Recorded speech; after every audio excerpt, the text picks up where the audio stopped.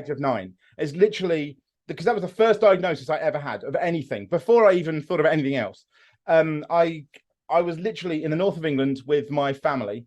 I think it was a summer, and I just sat there once, and I started swinging my legs, and the thing is I want to go more into it now. I'm gonna start fucking OCDing out. But I started swinging my legs, and then one foot would show itself more than the other, and I'm like, okay, but I've seen that first. Now I need to see the second foot. But now that I've seen this first foot first, I need to see the second foot and the first foot. But now I've seen the first foot, second foot, first foot. So I need to see the second foot, first foot, second foot. And I started just going like that and out of control and just going, no, I can't do that. And then my mum just went, "You're going to the doctor." Like, so do you realize how unbelievably brilliant what you just said was? No one on earth could have put that together as fast as you did without even stuttering. So, I mean, you think you could do it again? You've actually made me think that my journey technically doesn't start there. Then I have a speech impediment. I have a speech impediment, which apparently is the same as Einstein's. So the more excited I get, my voice speeds up, but to the point at which it will make sense, but only if you kind of slow it down on a fucking voice recorder. So I actually had an argument with my friend at university once, and I shouted at him, just bleh, and he just looked at me and went, "Wait, stop.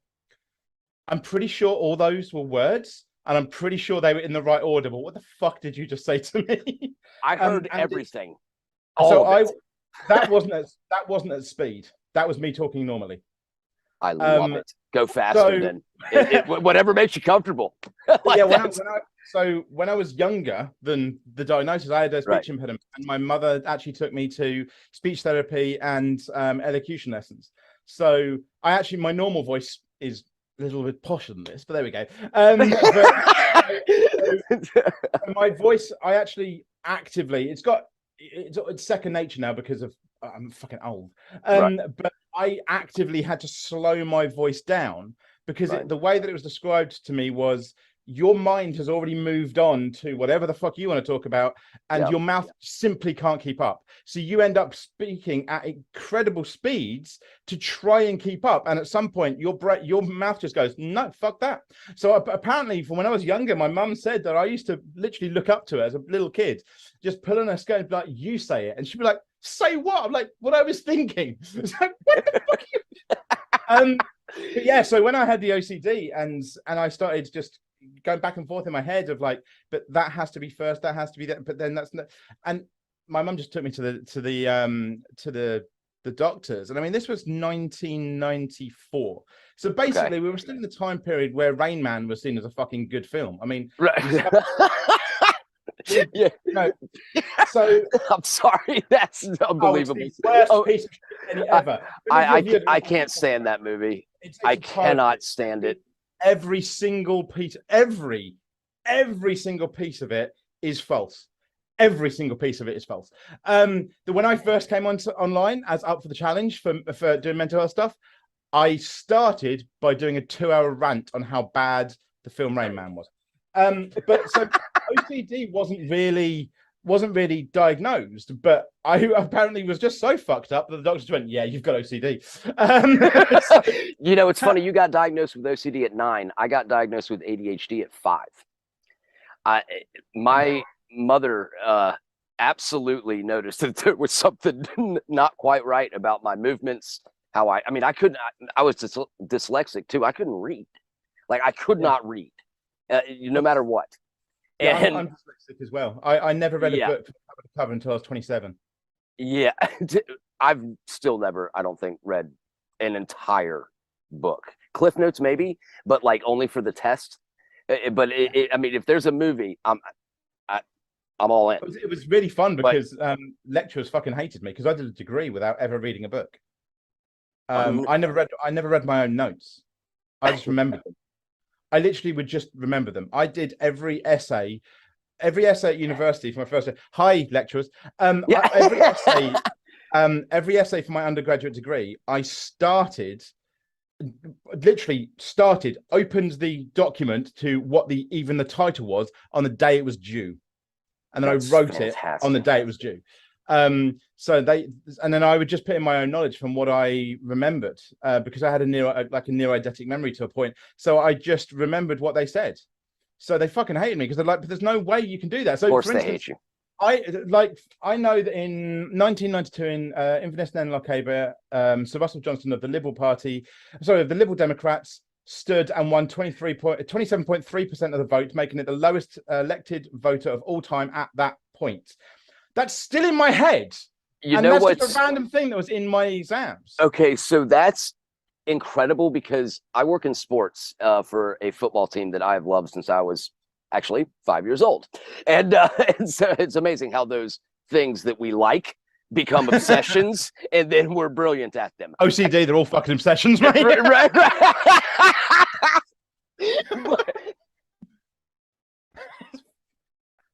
Oh my God, this is the greatest thing ever. So I could recite any score of any game that this team played my entire life, how it happened, how they lost, how they won, forever at the snap of a finger.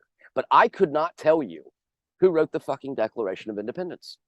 Because when I went into that exam, okay, they said, who wrote the Declaration of Independence? And I started thinking, okay, independence, that means freeing people, right? Like they're independent. So how about it? Let's go with Abraham Lincoln. Not correct.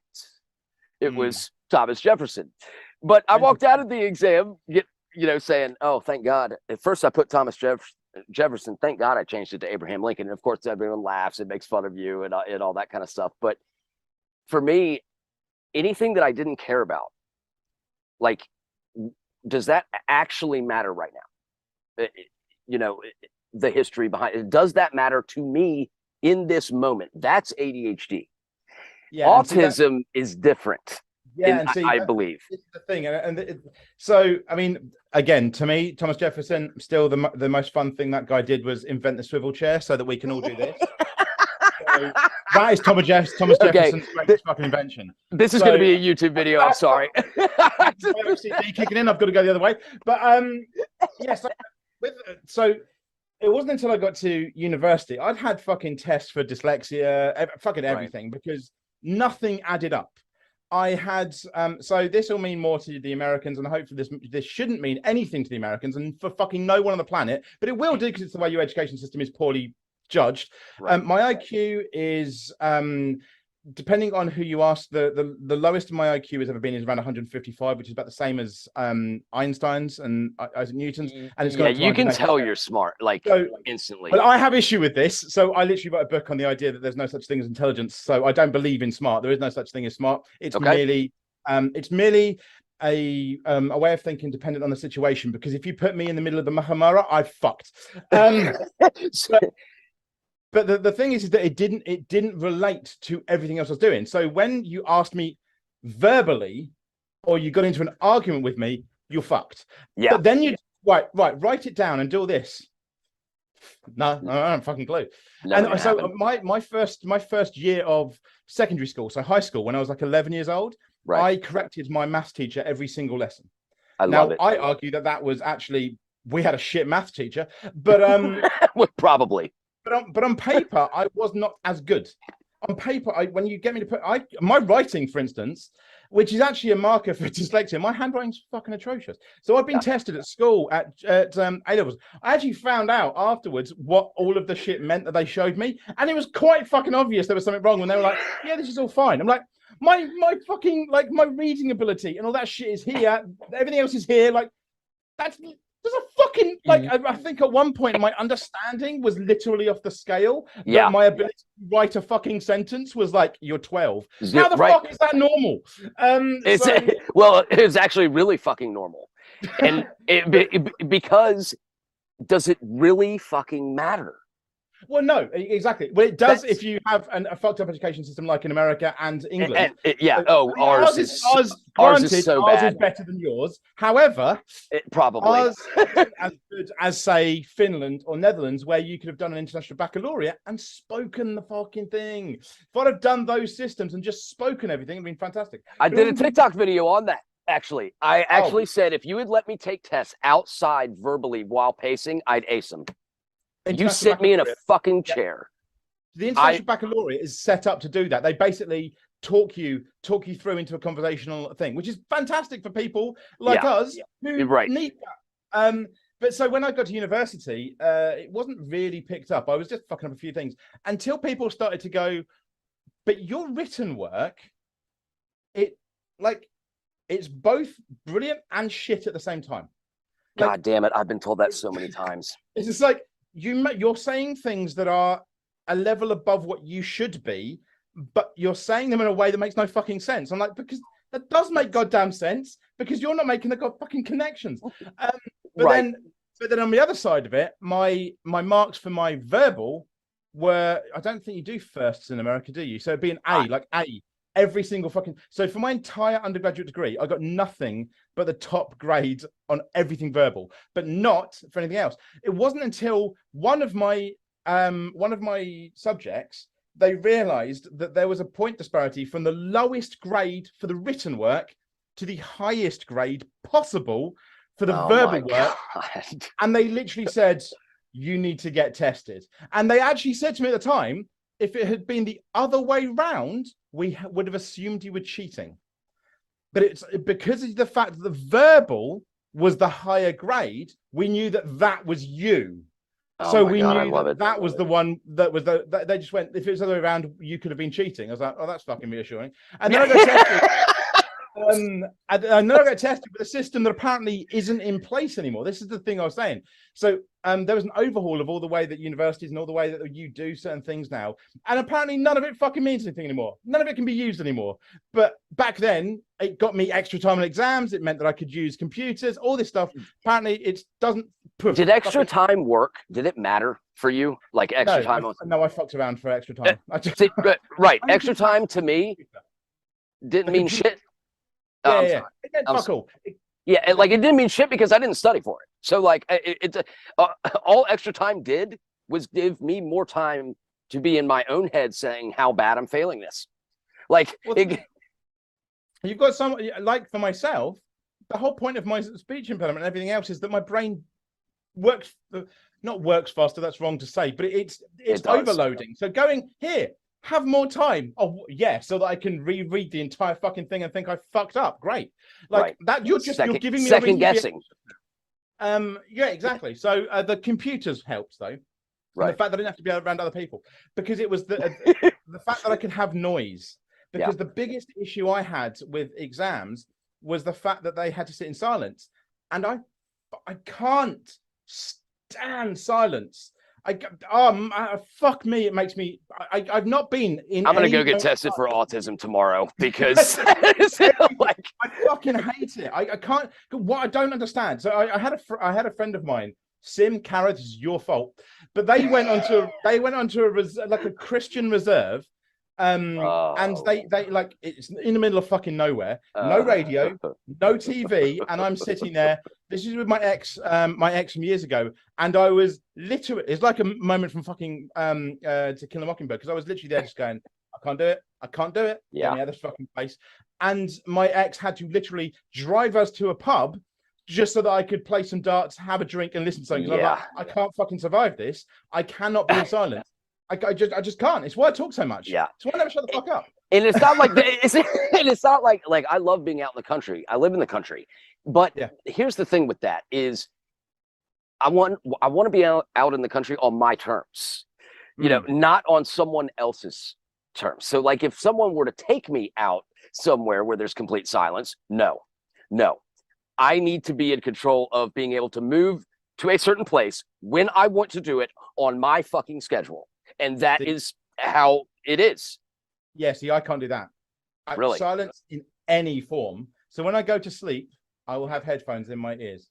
Well, I do the same thing there. But there's no point at which, if I go, when I have a shower in the morning, my tablet goes on there so that I can listen to something. Same if I'm having a bath on the way on a bus.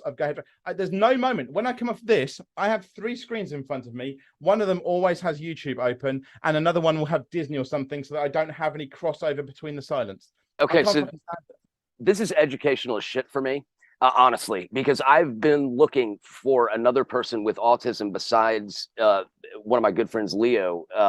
to kind of help us understand it better. Again, And that is there's several caveats. One, my diagnosis is no longer fucking well. The whole thing around then, we don't know what the fuck happened to it in the English way of doing things. So right. we've also had an overhaul of how we recognize it because it's now ASD, at least in the UK, and I think they label it as so that. this, I mean, you got to remember this was oh fucking hell, this is a long time ago. Shit me. It was nearly 20 years ago now. Like this was 17 years ago. So like a lot has changed in the thing. Yeah. But I will say the weird thing is that when I started to embrace the idea, because I always, even dyslexia, I hate the idea of, because they basically said at university when I had the tests, they said, yeah, you've got the traits and everything that right. that your low level or whatever the fuck they said, autism and dyslexia, or dyspraxia specifically, which right. This one, dyspraxia, specifically to do with hand-eye coordination. So, issues with that. I have been doing martial arts since the age of 4. Unbelievable. And I'm a martial arts and self-defense instructor, recognized internationally. I'm a former county, so state level, effectively, darts player, state level snooker player. Shut up. I don't know at which point, but I was told at one point, the reason is, if you actually see me play either of those sports and do martial arts and things like that, is I created my own self-defense system and I have my own stances, which are separate from the norm for both darts and snooker. So I got told that effectively you had it. It's just that your mind went, fuck you, and didn't let you admit it. And so you just reworked it so it worked for you. I was like, okay. That's the key. That is the key. I'm going to call you Up. I like Up because I will tell you this right now. I have met my match in intensity. And I'm not kidding. Like normally I'm trying to slow things down a little bit. Thank you for being who you fucking are, because I can keep up with this. This is tremendous. Martial arts. What kind of martial arts? So I've trained in judo, jiu-jitsu, aikido, muay thai, kendo, baititsu, boxing, K-pap, krav maga, and a few other bit of things around all over the place. Okay, so don't piss you off. I mean, I'm just kidding. Baby face. Exactly. It's fantastic. I mean, self-defense, I really got into because I was homeless twice. And after people start running after you because they think they owe you money, you learn 2 things. 1, I can actually run because I'm a marathon runner as well. And 2, why the fuck not? Why not? And 2, like, this martial arts shit that I was doing when I was 4, it doesn't stop people. You need to actually break something. So when I started instructing in self-defense, I'd have people come to me and they'd be like, oh, I've done this in the past. I'm like, you're going to fucking hate me because everything I'm going to do is show you those points kicking motherfucking things do not do anything. One of the main things I used to have was, okay, you did karate, kick me. So kick me. Try and break my fucking leg. Fucking go for it. And the amount of people that just do it and then be hurting their own leg, I'm like, so what the fuck is the point? Okay. If you did that specifically for self-defense, what the fuck is the point? Right. And I know there's going to be some fucking Chad out there that. Oh no, who cares? Firstly, fuck you. Secondly, this is what I look like. Oh my god. Face. If you want to come to England, it's fine. I don't care. You'll have wasted a lot of money, but maybe you get less out of it. But I have found the person to help. Basically, I always say to people, I get bored. So basically, I don't have a TV. I don't watch TV in any way. I have YouTube and other things like that, but I don't do TV. Right. Most of my time is taken up with study, with training, with everything like that. It's well, enough for the challenge. I mean, that's got to be a shit ton of time. You want to go into that, like how you started that, why you started it, because you made a promise. Apparently, I did. So yeah, so did I. So I want to hear what yours is, and then I'll go with mine. The reason for my name, and the reason I went into mental health are along the same lines. So I'm energetic here, so hopefully I'm not going to cry. Although anyone of mine that is watching, it's absolutely fine to cry. So don't fucking come at me, the fucking 100-acre wood of my lot. Fuck off. I know. God damn it, I love you. Basically, back in November 2019, I lost my wife to brain cancer. I am so sorry. And thank you. And then so I took time off work. I worked at university, and I took time off. And then by the time I went back, the pandemic had hit. So we were all working from home, and I just went, nah, fuck this, I'm not doing it. Because she also died at home. And it's like, yeah, Jeez. work at home in the same place. It's like, no, it's not happening. No. Fuck this. Yeah. So when she was still alive, because, you know, as much as because again, people that don't understand mental health issues, specifically autism, OCD, anything like that, will simply imagine that I'm trying to be braggadocious or anything like that. I don't give a fuck what you think. People have asked me questions, specifically Lobo have asked me questions. I have answered them, and the fact that is against your feeble little insecurities is not my problem. Right. Exactly. So I go into things, and with my wife, the whole point of, you know, the fact that I can run and I can hit things and shit like that meant fuck all in terms of brain cancer. I couldn't do anything. And I think that's probably one of the most emasculating things, is that you cannot help the person you love, and there's nothing you can do to help them. So I literally just said to her and just went, look, what do I do? What do I do? Because I can't just sit here. Right. I need to do something. I'm not a neurosurgeon. I need to do something. And she just said, Help Brains Trust, which is a brain cancer charity in the UK. And that's just what she said. So I just went, fine. And so that this is so similar to, yeah. So I mean, that became a thing. So when the pandemic happened, then I quit. The first thing I did was buy a rowing machine. And I started doing challenges, and I started recording them for YouTube and raising money up for the challenge. Right. And I did, so I rode 30 miles, cycled 30 miles, and ran 30 miles in 17 hours, 24 minutes, for charity. Jesus. I ran, what else was there? I rode for 24 hours, 24 minutes. Then I mean, I did a lot of other things, but then last year I did 15 marathons in 15 days, ending with the London Marathon. When I nearly passed out afterwards, I literally got to the end. I got my medal, and then just walked about 20 feet and just went, I'm about to pass out. And luckily we had St. John's ambulance, like an free ambulance service, a charity ambulance service. And they were like, okay, yeah. And that's just done. I explained, like, this is maybe why. And they literally just looked and went, you're an idiot, have a sandwich. Oh my God. I did things like that. And I've been doing so to warm up for the 15 marathons in 15 days, I did a half marathon the week before.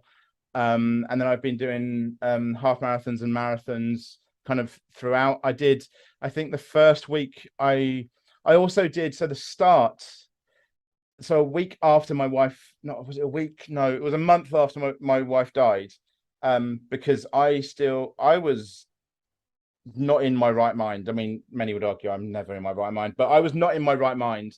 And I just went, I've got to do something now. We've got to start, you know, immediately. This charity, that's it. We've got to do it. And I will be a big up. I'm going to use your fucking platform anyway. Brains Trust. So I rang up Brains Trust, and I will say this for that charity. I rang them up and said, look, I've got to start doing stuff for you, all this. And they immediately stopped me and just went, because I'd explained who I was, and then just went, whoa. How are you? Doesn't matter about the money. Screw the money. How are you? And that's the first and only time I've ever heard a charity, when you're basically going, here, I want to give you money, go, we don't care. How are you doing? That's amazing. Do you need anything from us? And that was the first interaction I had with them. I mean, my wife was a nurse as well, so she picked the right charity. But so a month after it, we did a thing called Runaway. So we basically had no money for food, no money for accommodation, no money for travel. And I used to instruct a self-defense group at a university, and they all basically said, yeah, man, we'd do this. And we went into groups. Yeah. And basically the idea was, you have no money. If somebody gives you money, it's a donation to the charity. People have to give you stuff. So you had 36 hours. no money for food, accommodation, or travel, and you had to get as far away as possible. And we started in southeast England. We had one American group who got to London, bless them. We had one group that got to Paris, one group that got to Sofia in Bulgaria, and I got to Tel Aviv in Israel. Holy cow. And I just asked people, I just literally went, look, this is what's happening, this is what I'm doing. And we raised about £2,000, which, given it was last minute and we were just like, let's get in the fuck it, it was amazing. And we got help from big people. Like the equivalent of like Best Buy bought my bus ticket. They bought my bus ticket to the airport. Like that's amazing. Amazing. So so I've done a lot of other things, but that was the kind of start up for the challenge. And then the way it moved into mental health was, despite that promise, I was done. Because I also suffer from suicidal depression. I have done since I was 15, and I was done. That was it. And I'd actually, the last time before that I'd ever tried to commit suicide was the week me and my wife actually got together. So you've tried. So I don't mean to laugh at that, but nine times. It's 9 times. 9 times. 9 times. Yeah. And I've said this to people before, including Mindset by Dave, who you know. And I've said, I know the genealogy and the history of my family. The most likely 2 things to kill me are a heart attack or myself. And that's still true. So I had found my day and I just went, that's it. I'm done. I'm out. We're in the middle of a pandemic. We're not allowed out the fucking house. No one's going to find me. No one's going to know anything about it. That's it. I'm done. Right. There was no, last minute goodbyes. It was just, I was done. Yeah. And just out of pure fuck knows, I decided to turn on Twitch because I wanted to hear voices that weren't mine. And it's all because I was listening to Comic Storian, an online comic book creator from YouTube, who said our stuff comes out early on Twitch. And so I put Twitch on. I'd never fucking heard of Twitch. And then I put it on, and then I just started randomly browsing. And I found 5 channels. And I've said to this day, no one thing stopped me from doing it. It was a mix of those 5 channels, my parents, the fucking dog I had at the time, the promise I made to wife, all of them together. No one thing saved me, but the fact that all of them was there did. So if any one thing had been missing, so would I. And I always say those 5 channels, they made me smile at a time I couldn't. And so that's why I'm still here. And it meant that I didn't even really notice. It was the day came and the day went, and I kind of went, the fuck am I still alive for? And then I started chatting more on these channels. And one of them just said, well, why don't you stream? I was like, what the fuck are you on about? I'm like twice all of your ages. What the fuck are you on about? You're in your like 20s. I'm nearly 40. What the fuck, stream? And they were saying, no, go on. And I had previously dealt with mental health stuff at the university. I'd been relatively passionate about it because of the fact that I'd been fucked up for my entire life. But it was never something it was something I felt, hey, I'll shout because the people that are suffering more than me aren't shouting at you. I will. So yes.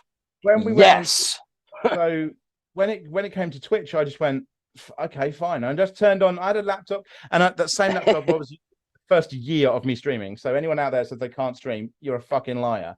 It was an old Dell Inspiron 1700 series. No shit. 2020. I was using the webcam at the beginning. Love it. And I just that first 2 hours I ranted about Rayman. I said every problem with it because of the autism diagnosis, everything that's wrong. The fact that the film is based on someone who likely didn't even have autism. The fact that high and low functioning autism is not a diagnosis in any way, shape, or form. That is what the parents put upon it. Everything that's wrong with it. And then at the end of it, 2 other people from one of the channels said, that was amazing. I was like, what the fuck are you on about? All I did was rant. I was like, I know, I'm at the angry Brit, granted, but like, what the fuck are you on about? And they just went, no, you talked for 2 hours. I was like, yeah. Like, why wouldn't I? And they're like, you don't understand how Twitch works. Most people game And like, because this was before right. people were just talking as much. I still don't understand that. Like watching someone play video games, I don't. I see. I don't know. It depends on the person. Sometimes I think if they interact. I gotcha. At the time, there weren't as many people just chatting or podcasting, and so they were just like, yeah, but people don't do that. I was like, so wait, you're saying the fact that I never shut up is the reason that I might be able to do this? And they were like, yeah, basically. And then bit by bit, I became somebody that people wanted on their podcasts and shows because I wear this fucking thing. And for anyone out there, because I've had comments, it's aesthetic. No, I do not believe in Buddhism. No, I could not give a fuck. It's aesthetic. I like the way it fucking looks, and it was £1 from Wish, so fuck off. Okay, so I'm adopted. There's a possibility you could be my biological brother in some way. I've got 6 of them already, my friend. So I never bought shit for those reasons either. So literally, like I fit the stereotype. Like I'm the definition of toxic white privilege, middle class, everything about it. Right. And I've got my teaching thing in meditation, my teaching thing in mindfulness. I fit all that bullshit. I mean, I'm wearing a fucking Nepalese yoga top, for fuck's sake. It's just comfortable. And it's got an extra Hey, it's got an extra pocket. It's got literally a fucking extra pocket. Look at that. There's an extra pocket. Who the fuck doesn't want a shirt with a pocket? Ladies know what I'm fucking talking about. But that's just another place to lose my fucking phone. Well, yeah. The whole thing with it was like, because of that, I fitted one part of it, but at the same time, I was a monkey in a suit. People thought they knew how to take me, but at the same time just went, what the fuck is going on with this guy? Like, I swear, when I talk about mental health, I tell trolls to go fuck themselves. Right. Like, I mean, I think one of my responses to a troll once was, if you want my comeback, go and lick it out of your mother's cunt. Like, I don't care. If you're gonna come at my people in my community, go fuck yourself. I've had it where my community, and I've always said this about people as well, if you go into many communities of the apparent mental health streamers, I say apparent because Twitch, fuck off, no one you've ever suggested to me has ever been any good, but go into there, if a troll comes in, that community fall apart because they know they're not protected. This idea of a safe space can fuck off. It is not true because they are not protected. Trolls come into my space and the immediate response from my community is, this will be fun.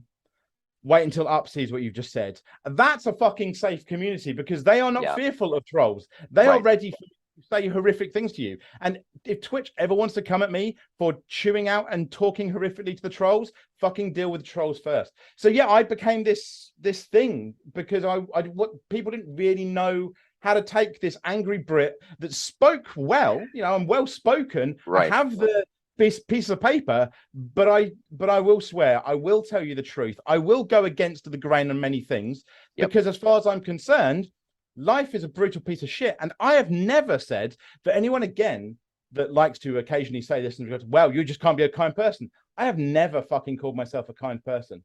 Not one time have I ever said I'm a nice person. Right. I actively call myself an asshole.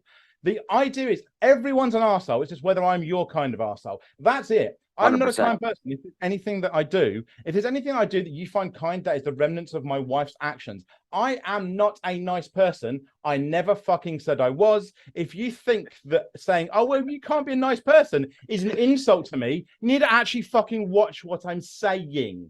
You useless fuckwits. Anyway, carry on. Okay, so I would like this to go on for 8 hours, but how long is it? What is it? Your approach is very similar to mine. I have a heart of gold, but I'm a prick. I don't even think I have a heart of gold. You do. Don't. No, I think you do. No, see, I fucking hate this. I know you do, and I'm going to challenge you on this. So in my 20s, I was a piece of shit. There are plenty of fucking exes who will happily attest to it. I was a piece of shit all the way through. My wife was the reason I'm not that anymore, but it doesn't mean I'm a good person. It doesn't mean I'm heart of gold bullshit because I don't believe that anyone is. You don't believe that anyone is. No one has heart of gold. It's just I don't. What degree? Hold on. So it's what degree of asshole, not how big their heart is. Is that effectively? So in my mind, there's because I don't believe in altruism in any way, shape, or form. It's a bullshit argument that it's continually chasing its own tail. For me, you look at Hobbes. Hobbes was right. A lot of things that we do are in response to how we know what would happen if that thing didn't happen in the way it did, and it's our response to that. Okay. And again, this may be. I do feel like though that no. This is amazing. Like I love this because you're challenging me in a way that I need to learn, a lot about this. But so my biggest thing is I think a lot of people care because they know that caring works. As in, you can care, and it'll work. It will work, but that's not sustainable. But some people care because they actually care. That is sustainable. There's a huge difference. Both parts. Okay. So the caring because caring works. I don't believe caring does work. Well, it works to get, like, if you have a goal, you can show that you care, but if it's fake, it doesn't last. I mean, Trump's. Oh God, no politics, no politics. There are points to that. We have people who show that to be bollocks. And the thing is that caring depends on how you interpret the word of caring. If you're looking at caring in terms of caring for somebody else, then that becomes an attachment that you've made specifically to you. And I would argue that care becomes an attachment of your own care for yourself, which isn't necessarily caring. That's self-interest. And self-interest is not something that I argue to be a bad thing. I think self-interest is self-interest is what people with mental health issues lack. I think self-interest comes under the same guise as self-control, and the but a lot for self-control is what controls then somebody's up or down. But a lot of people like us don't have an interest in our own well-being. We have not at all. But that brings me on to the second. But that brings me on to the second point of why I have issue with the sustainability of long-term caring, because long-term caring is the idea of caring for somebody else continually, which is just a burnout. So I think that's even worse way of caring, because all that happens is I eventually burn. I mean, literally, my is make sure on your light first. And it's because I just got my first merch thing with my logo, so I was very proud of myself for that. But it is a call. Yes, the idea of I agree with you on that.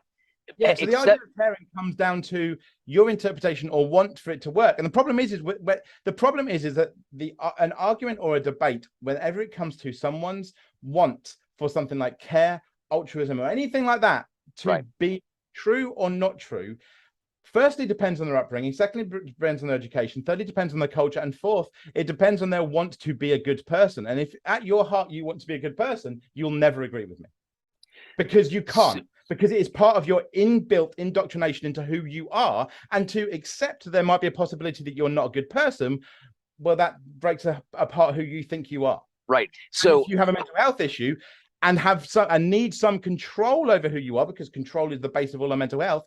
Right. By doing so, you would actively attack your own mental health. So you physically can't agree with me, even if you wish to. So, which is amazing because you're really smart. I don't have the IQ you do, but I will tell you this. Again, I will tell you this. Yeah, I will say this though, is I think that people with autism, ADHD, all of the mental health issues across the board. Yeah. I get into a lot of discussions with people on, you need to take time for yourself. You need to take time for yourself. You need to take time for yourself. I don't agree with that. And the reason that I don't agree with that is because I believe that by helping someone else, you're helping yourself at the same time. Okay, so it's the same argument I've heard about 50 million times. I know that, but can I finish just real quick? Yeah, go on. Is for me, in my own way, it works. It helps me and it helps other people. For me, it does. For you, it might not. But that's what we're missing, is the acceptance of how other people's brains work. We are obviously different, but we can still love each other and respect each other's opinion on what works for that individual. So I would say that absolutely what works for you. However, it's working for you at some point. So I'm going to give an analogy, and then I'm going to say what I think you are in that analogy. So the point I always make when I say about turning on somebody's light is the point I made this up ages ago, is if you think of two people in, let's say, a fucking middle of nowhere, somewhere out of like The Walking Dead or something, where there's just that you're in two different parts of the house. Okay, Right. there's no one else in the house. It's complete darkness, and you hear a scream from the other end of the building, and you rush to go and help them before doing anything else because you want to turn on their light. What happens at that point is you trip over that floorboard that's a little bit loose. You cut yourself on that picture that hasn't quite been put right on the wall. Then you fall over because that bit of carpet, and you smack your head because you're not sure about it. And you're battered and you're bruised and you're cut. You eventually get to them and you turn their light on. Right. You're battered, you're bruised, you're cut, you're bleeding, and you are exhausted. And it's actually taken you more time to get to them because of the fact that you fell over and you're battered, bruised. So yes, you are okay, and you're kind of helped by the fact that now you can see, and they are helped by the fact that they can see, but they're helped late, and you are only rewarded after being battered, bruised, and cut. Now, there is also the other alternative of, if by turning on your light first and thus making sure of yourself first, by doing that, you turn on your light first, you can see a stream of light into that hallway. You no longer trip over that bit of carpet. You don't stub your toe, you don't cut yourself, you walk slowly, still, and you get to their room much quicker because you haven't fallen over, you're not battered, bruised, cut, exhausted. You turn on their light, you've done it faster, you're not injured by it, you're not exhausted, they're helped far quicker, and you're both then bathing in the same light because you've both helped each other in that moment, because you're rewarded by them feeling well and they are rewarded by the fact that you got to them quickly. Now, right. There are many people who will say, yes, but this will work for me, and I will drink occasionally, or I'll do this. That's the same as a candle. So that's someone who's gone, okay, well, I'm not going to turn on my light first, but okay, fine, I've got to do something, fine. So that's the same as having a candle. So the candle kind of shows the way. Oh yeah, I can stop that. I can do it. It's but every now and again, there's a gust of wind from outside. Yep. And now you're back to square one, and you're battered, you're bruised, you're cut, and everything else. Right. And the same thing goes over and over again. Now, I know there are many people who will feel, much as yourself, that they are helping themselves. And I don't disagree with it. And there's research to show, because there's an endorphin release, specifically when you're helping. Well, it's dopamine, which well, there's a dopamine is more of a a memory. Anyways, but yes, sorry. It's going to be a reminder of the endorphin release at the same time. So they'll both be released at the same time. So one will just tell you the other's good. But before that, if you are not in a place to help them, all you do is eventually break it for both of you. Because if you keep doing I agree with that. I do agree with that. Until both of your lights, until your light is off, no one's there to help them. So what you're actually saying is you agree with me, but you like to only focus on the last bit. Well, I mean, because that's what I resonated with. But but I guess my strategy, for me, is I want to show the person how to turn on their own light switch before the crisis happens, before the darkness happens, so that I don't have to go racing to them at the last second to flip it on and injure myself and whatever. I've showed them how to turn on their own light, and then they can see on their own. And you know what that means? It means you're both bathed in the light already, otherwise you couldn't show them. So you are having to make sure of yourself first. So again, your agreement is with me. You just don't like it to be put that way because no. You think I'm arguing with you? I'm not arguing with you. I'm just saying. You started it by saying you had been told it many times before and that you disagreed. Well, I disagree with the fact that by helping others, it can't help us. But what I meant by that was preparation can be help, is what I mean by that. So like by helping someone see the light in advance of the darkness can help you too. That's what I mean by that. It doesn't have to be a crisis help that second. No, not at all. It's that thing of, I think it's you get out in front of it. Absolutely. Yeah, absolutely. Helping other people will eventually help you. The thing the reason I don't word it in that way, and I word it in the way I do, is because otherwise you end up with people who never turn the light on except for someone else. Oh no, that's not. That's the problem. And I have many people that do that will just say, yeah, but that person is more important than me. And unfortunately, that's That's what I hear more than anything else. Of That's yeah, terrible. but I get something off of helping them because they're a better person. And I hear it so much. Nah, I don't. That just Exactly, and that's the reason that I immediately become in some way defensive, because I'm like, oh no, I know. But the thing is, I love about it is that I understand that. Like, I understand why you're defensive about it, and I don't care. Like, because I think you're fucking cool. So it doesn't matter what the fuck argument, it doesn't well, matter. Go back to myself when I was like 10 and tell myself that'd be great. But so, little fuck. So that's the whole thing, that I am white. I did grow up in privilege because my mom recognized I had something wrong, got me to the doctors immediately. I've been medicated for, 35 years. Not to say that it's easy, but yes, that is my privilege. But I'm going to use that privilege to help the people that are 40 that are not diagnosed, that are 20 that are not diagnosed, that are just now realizing like all of these things about them. I just want to be there to give them a slap on the shoulder and say, fuck yes, you're awesome. Yeah, and I mean that's my whole thing. One of the worst things I've seen online so often recently as well is people having to go at those that aren't diagnosed for oh my god, so the thing pisses me off so much. So people go, oh well, you can't say you're this because because I know a few people online who are like, I am potentially this. The thing I'm going to say to that is, how the fuck do you go for a diagnosis until you think you might fucking have something? Right. How do you go to sleep without pretending to be asleep? Right. You can't fucking do it. You can't think, oh, I might need an autism diagnosis. I might need an ADHD diagnosis. I might need an OCD diagnosis. I might need a depression diagnosis. Unless maybe you think you might fucking have it. So you will start to talk to people online because guess what? They have some fucking information.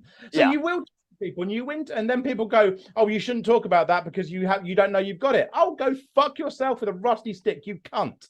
Like, fuck off. Oh my god, up to you to dictate what other people are looking for in their fucking life. The idea, I really want to ask those people if they ever sleep, because genuinely their logic means that no, you can't go to sleep. Because let's be honest, what do we do when we go to sleep? We pretend we're asleep. That's what we fucking do. We literally close our eyes and pretend to be asleep to get to sleep. So that we're pretending more to be asleep than we are pretending that people don't fucking make shit up about themselves. Most of the time, they're making up the idea that they are fucking quote unquote normal. That's what everyone makes up. This fucking barrier that they are the same as Chad down at the fucking Y. Like that's what they make up, not the fact that they are suddenly, oh, well, I am ADHD man. Like the fuck. And unfortunately, the vast majority of the world can't understand how you and I can have this conversation, respect each other, love each other for who each other is. They can't fucking understand that because it's been so ingrained in them to agree with you or to agree with me or to agree with whoever. Yeah. Fuck all of that shit. Yeah. It's so ingrained. It's so dumb. You're crippling people's creativity by doing it like this. Yeah, it just doesn't make. So I had this thing with someone the other day because a friend of mine's come over, an old student, a self-defense student of mine's come over from America, and they're traveling the world at the moment because I basically had a discussion with them online and persuaded them. So they're currently in Bulgaria. They're currently in Bulgaria. I think they're going to the Middle East next. I apologize if their parents are watching. Hi. Yes, they're going to the Middle East. Fucking deal with it. But we were having this discussion about the fact that I cannot see.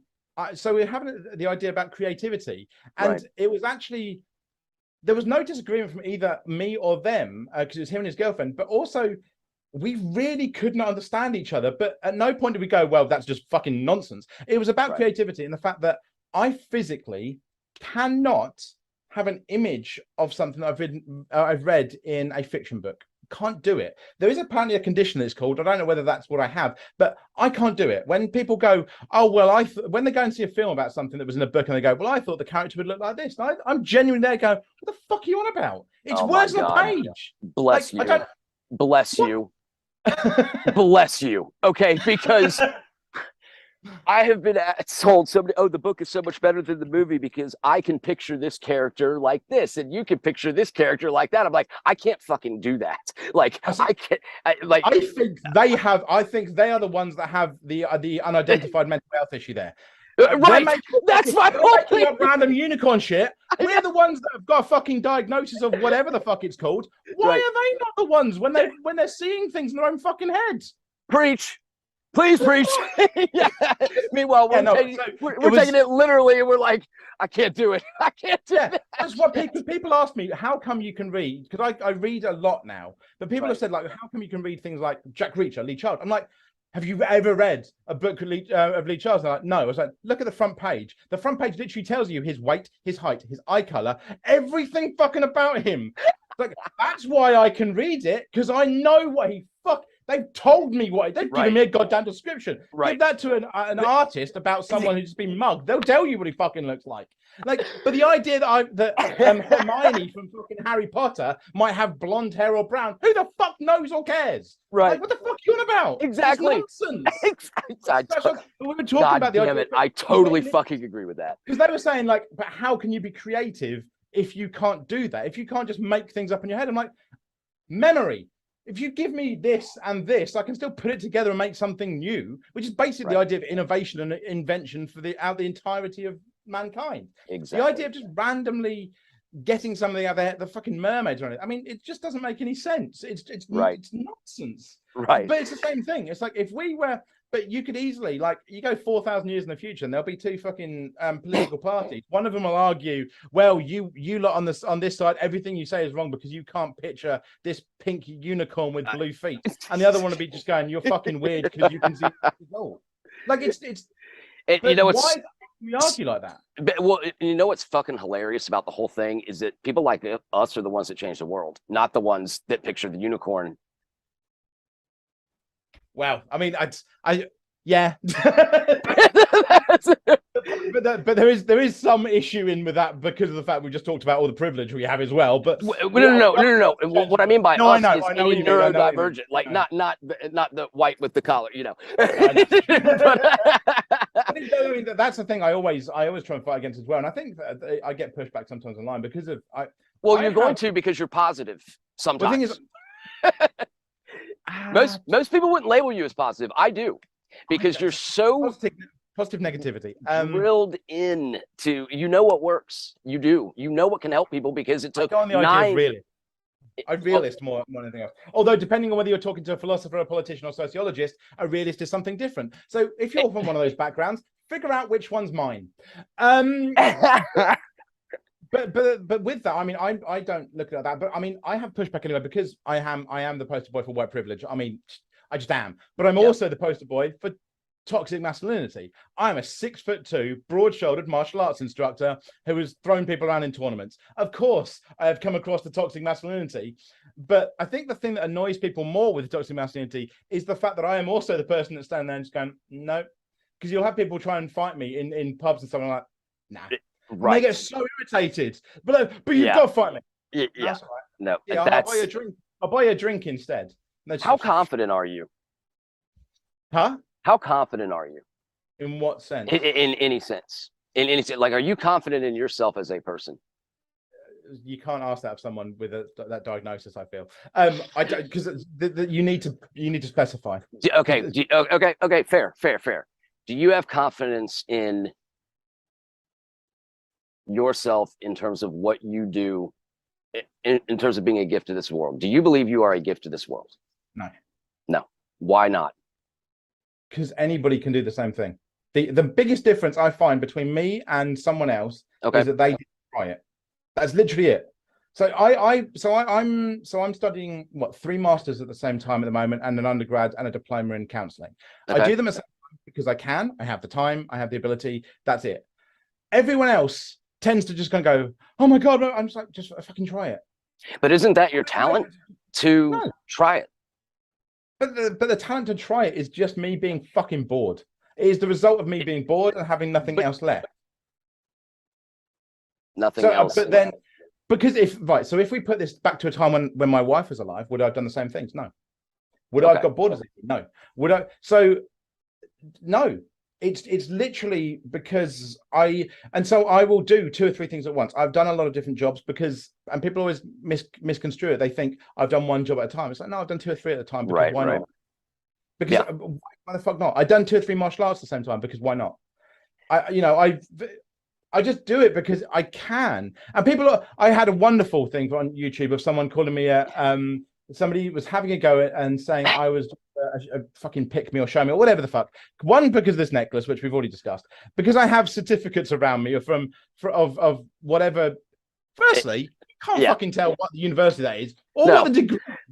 No, and just can't. just because I want to be a complete cock, the degree that's in and the university it's from was literally number 4 in the country and scored, I think, just ahead of MIT in the subject. Jesus. When I did it. So I'm not entirely sure where your basis is coming from, you fucking nobody. Secondly, they had a go at the fact that I have a chessboard because apparently that's intellectual. I played chess as a kid. I like collecting the fucking things. And guess what? Because I have obsessive compulsive disorder, guess what I learned to do as a kid?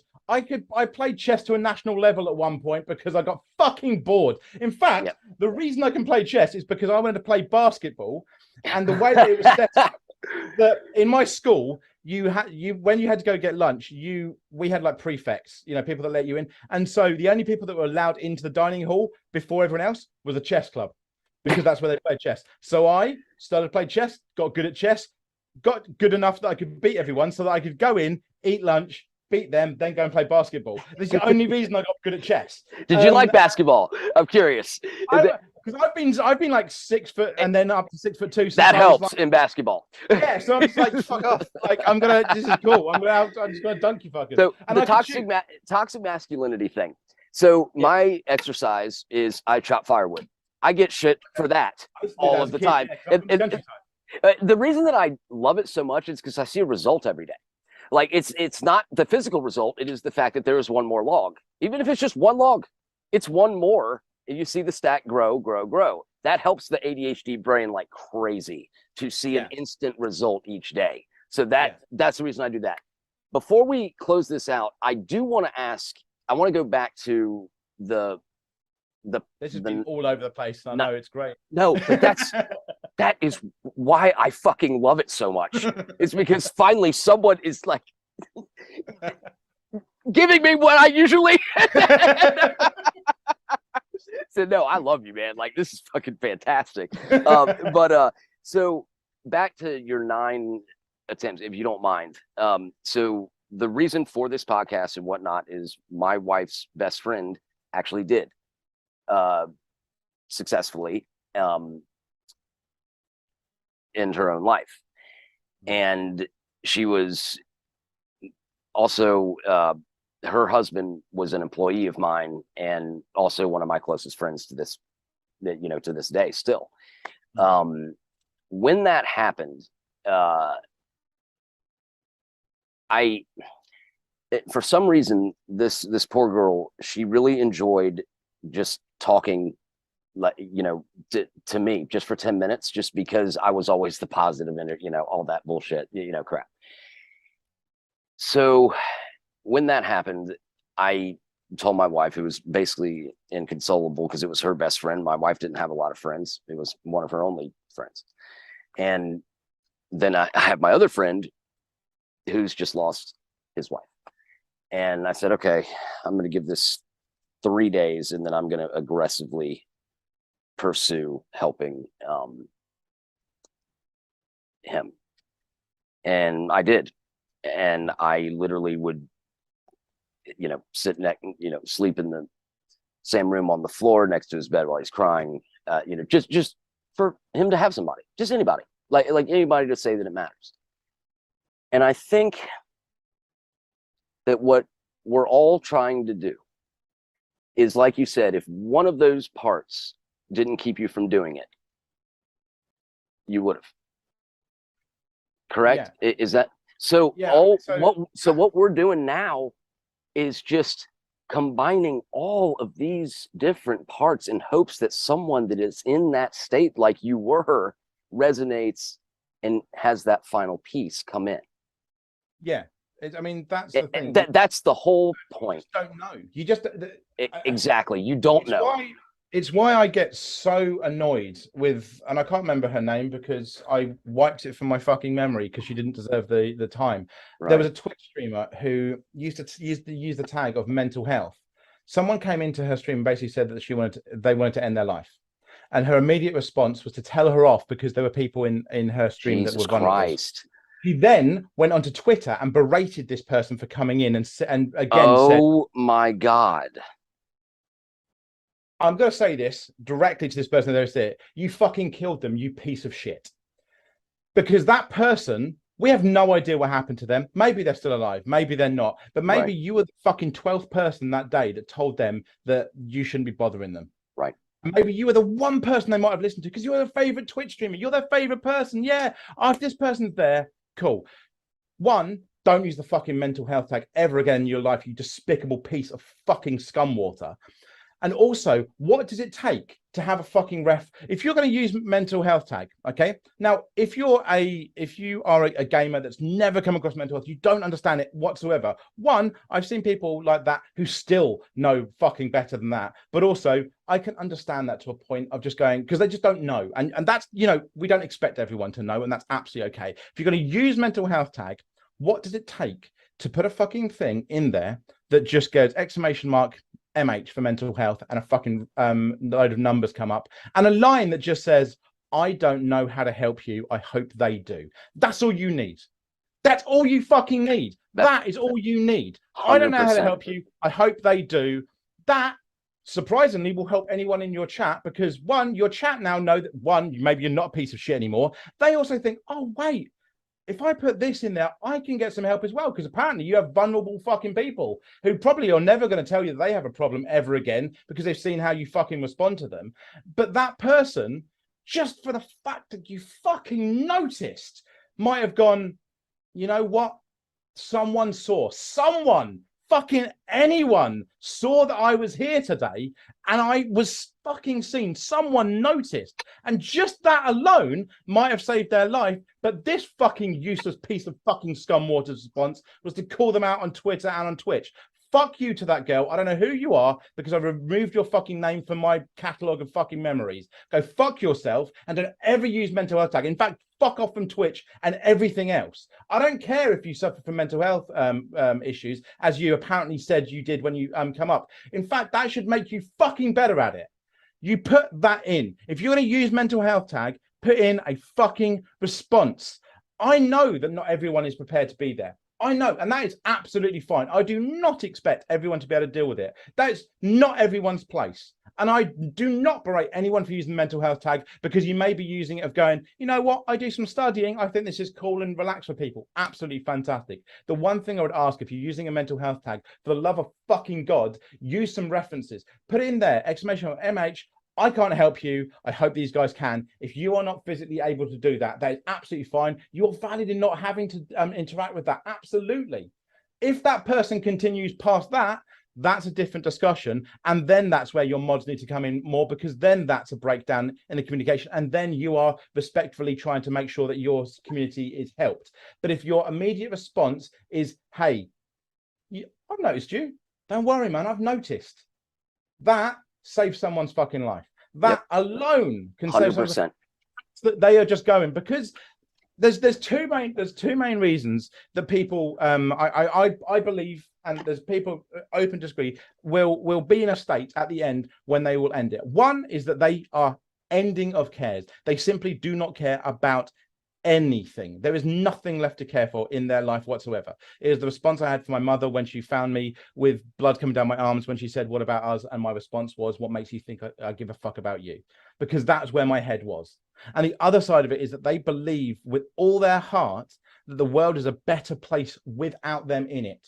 Right. So the fact that all you're doing is going, "Hey man, these guys might be able to help." Yeah. Is a fucking spark that says somebody thinks, hey, wait a minute, whoa. No. Hey, go speak to these guys. Yeah. The fact that someone gives a flying fuck in any way about them shows that their opinion of the world would be better off without me may not be right. And if any dent into that is a start on a fucking journey for them still being here, not to berate them. because they've come into it. That's why I don't believe in trigger warnings or fucking safe spaces, because they fuck me off, because I think they do way more damage than they do good. Because trigger warnings are created by neurotypicals to decide what they think neurodivergents should be afraid of and should avoid. And it's the wrong fucking discussion. Anyway. It is amazing. It is amazing. That was the greatest speech ever. Just thank you so much for what you are doing. I mean, I still cannot believe that happened. To my wife's friend, but I do know, without a shadow of a doubt, that I'm engaging enough to care about people and to actually say, I cannot tell you this. I'm not a doctor, but here's a number. Here's a thing. I think that's all we're trying to do. We all have our different styles. Like, yeah. I mean, hell, me and RJ are in the same charity. I mean, which is incredible. Me and RJ are not the same. There's a lot of things that we agree with, and I've made, but we are not the same person. And I actively make sure of that there weren't people around me like me, because I needed people that I couldn't bulldozer. That was the fucking point. Right. Because I have that. And I'm sure there's people, especially I do too. I don't know how to control that. Mate, I don't think either of us do. I'm sure there's fans of yours going, I wish that up for the challenge. Shut the fuck up. No. Oh, trust me, no. I have people like Leah Gordon, who is quite shy and reserved, but amazing in different ways. She's our treasurer, and she is no different. She is completely fucking different to the rest of us. She's a Gen Zer, so she doesn't. We had a discussion with her about like what a celebrity we should talk to, and we mentioned celebrities, and she was going, I have no idea who they are. Like, what the fuck? Like, there's just so many different people that are involved in it, and that's the point. That's the point, right? Like you said earlier, so many different people, so many different ideas and thoughts. And yes, there's going to be one voice that's a little loud every now and again, but that's why. And that's why for instance, at the beginning of my podcast, I always say to people, if I talk over you, tell me on camera to shut the fuck up, because again, I don't edit my podcasts, so that will happily come out on the podcast, and I don't care. Like, I'm good with it. That's fine. If somebody goes, you know what, shut the fuck up. I love that. Okay, what did I fucking say? That's the way it's going to be. The idea of bringing everyone together and different ideas has to happen. It has to happen, because if we just go down one line, it's fucked. But yeah, with the charity, right now, that's what we're doing. You were the one that was recommended to us as a charity, so my mindset by Dave. But no, that's the whole point. Doesn't matter. It doesn't matter the style. What matters is the person and their level of care. Yeah, that's it. Yeah, it's that interaction, and everyone's gonna do well with someone. Right. That's the whole thing. I mean, some people will watch you and I and be like, okay, maybe that style's not really for me, but then you get, but we should do a comedy one where we just get on and just fucking just go at just because you're obviously so much smarter than me, like in terms of, but just elastic ability does not equate to intelligence. That's very true. I am very street smart. I'm very street smart, but I in terms of facts and data and all that kind of shit, I'm not your guy for that. I am a heart first, knowledge second type of a guy. But that's me. Anything you want to leave anybody with? Feel free to promote the fucking shit out of yourself. I do not care. Like, I love that. So I have no reason to promote myself. I actually I generally tell people off for promoting me. Or your charity and all that. Yeah, if you come across me, just fuck off over to the charity. So Up for Mental Health is the charity. It's a UK-based charity. I mean, hey, if somebody gives us a couple of million, then we'll happily go and help in the rest of the world. But unless someone with cash is watching. My uncle, you've got fucking money. Come on. And you're in America, so I mean that will fucking help, But this is the best marketing I've ever heard. But yeah, I mean, up for mental health. The idea of up for mental health is, so there's certain people that will not get on with meds. You won't get on with talking therapies. Hey, I can't. I've studied in psychology. I've studied different things. I'm currently doing a diploma in counseling, cognitive behavioral therapy. It irritates me because I can see the pages they're reading from in my head. And there are better people out there, and there are better psychology interactions out there, and there will be something for you. For me personally, it just doesn't work. Someone talking at me and the idea of me not talking all the fucking time, I think watching this podcast, you found out that just doesn't happen. So for me, that doesn't work. And for many people, it doesn't work. So we find other things to be part of our therapy. For me, physical therapy is part of it. I run marathons. I hit things. I do different fucking stupid challenges all the time. And so that's been part of a therapy for me. But for some people, gaming is therapy. For some people, D&D is therapy. For some people, martial arts or daily exercises, dancing is therapy. And even for those that talking therapy and meds do help, that shouldn't be your only approach. You need a 3 or 4 prong approach, because if one of them falls down, you aren't going to fall along with it. So the idea of the charity is mainly at the moment we're online based. We are looking to get some stuff out and about in kind of real life as well now. We've just had an event from someone on TikTok. One of our ambassadors made a bit of money, so that's good. Thank you, Mischief. So we are, but at the moment we're looking for people to basically, if you're a creative, we want you to help create resources for us. Now that could be, I've done a couple myself, so despite the shouty sweary Brit, I can change my voice into this and talk into meditations. So I do meditations on there. Okay, there are some meditations on there from me because I am qualified meditation teacher.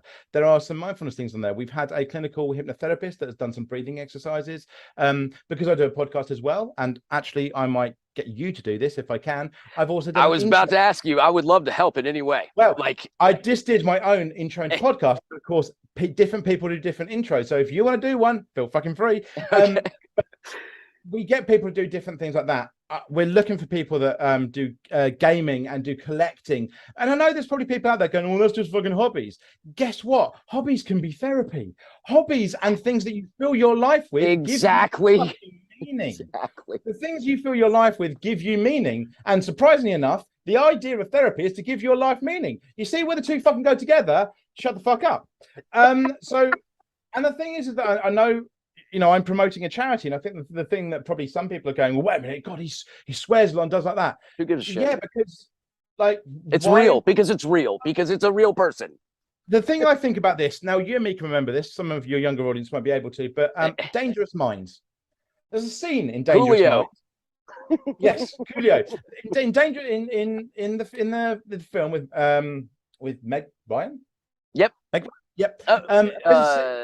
Yeah, I think so. Or Michelle Pfeiffer, maybe? I don't know. Michelle Pfeiffer. That's who it was. Yeah, Michelle Pfeiffer. So there's a scene where a kid is basically, he's in a gang. Some people are coming to kill him. Michelle Pfeiffer says to him, go and tell the principal so he can protect you. He goes in and she goes to check up on it. And the principal says, no, I sent him away because he didn't knock. Yeah. And then we find out that he's dead because he broke the rules. And that's the same way as thinking for me on mental health and swearing.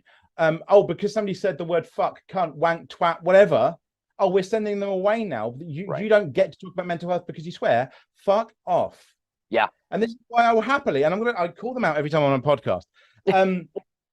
Piers fucking, what is his second name? You useless sack of shit. Piers Morgan. Nigel Farage. Any of you from that nonsensical bullshit where you attack someone with mental health. The reason that you won't take on someone like this, because when you pick the charities that you interact with, you pick the people with quote unquote nice people in charge. Yep. Bring me on. Chair at upformentalhealth.org. Okay. Chair at upformentalhealth.org. That's the number 4, just in case you're going to say you got it wrong and you didn't get a response. Get one of your showrunners, get me on. I don't want to know what your questions are in advance. I don't want to know any of that shit, because I actually speak from me, not because somebody's telling me what to say. And Piers, I'm sure you'll want to walk off stage again instead, but we can go for a jog. I'm a marathon runner. We'll happily do that instead. I will talk to you directly and we will actually talk about mental health. And that's the way we need to do it. Up for Mental Health is happy at the moment as we are just starting out. to be that resource online. And we want those 20 resources that we got right now, we want them to be 100 by the end of the year. But more on, as we get more and more and more, that's when we start talking out. That's when we're going to get on these TV shows. That's when because right now I'm taking as much as I can of a backseat. When we get more into the public eye, you better believe that I am then going to step forward, and politicians, news broadcasters, all you motherfuckers have then got to deal with me, because I will be the one. I guarantee you the other trustees will not be the ones coming on your show. I will. And I'm happy to stand toe to toe with any of you, because unlike the other people you have on talking about mental health charities, being that nice guy, I fucking won't be. And if I swear on your show, so fucking what? Yes. I am here to talk about it, and that is the way it's going to stay. Up for Mental Health is there for everybody. We want to get things moving. We're really hoping that we're going to get things like walking groups, cookery groups, things like that across the country. Oh, you'll get it. You'll get it. We restarted like a month ago. Yeah. Because of issues. So we've started like a month ago. We've got like 20 resources on at the moment. The resources link that I use in terms of phone numbers to use is the same one that Mindset by Dave uses. I gotcha. Can you send me all that stuff so I can put it in the list? Yeah, that'd be awesome. It's used by 3 or 4 other people already. That is the mainstay that we use. So that's the one I created, and we want these resources, but we are looking to get them to 100. So if you are a creative out there and you want to help other people with it, please come forward. If you're a counselor, okay, if you're a counselor, you have a talking therapy thing and you want to just do a things camera. If you are, because RJ has done this, I would say recovering alcoholic, but of course RJ just says alcoholic. If you have a story to tell, if you've been on a journey where you feel that you are now in a better place, send that to us. Talk to us about that. I will get that up on the website. This podcast is the story for me.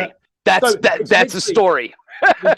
We get a story up there so people can listen and go, you know what? Fuck. Okay, that's the whole point. That's exactly what I'm trying to do. So yeah, the idea of the charity is to help as many people, because there is no paywall. You don't have to pay to see. You're not going to find this stuff on YouTube. Yeah, it's on our website. Okay, you don't have to go, oh well, maybe just go on the fucking website. Just go on the website. There might be something you like. Maybe there isn't. And if there isn't, you know what else you can do? Contact us and say, why haven't you got that on there? Then we'll fucking do it. We are not one of those charities that won't talk to you. If there's something you're going, you know what, fucking pole dancing really helped me get over. Cool. We'll get a professional pole dancer and do stuff. I don't give a fuck. If it helps you, I'll be there for that. Yeah, there you go. So up for mentalhealth.org. So up the number 4 mentalhealth.org.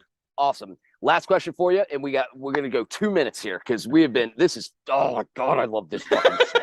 I love I don't sleep either, so I mean I'm happy to keep going. Well, no, it's just because I love meeting somebody that's like lets that anger help. Like that. I mean, I did a thing a while ago on the difference because it's powerful. Anger's fine. It's aggression that's the issue. Just keep the anger. Huge difference. Huge difference between anger and aggression. Huge. Yeah, but people come together. So, what are you most proud of? In your life, anything. It can be anything you want.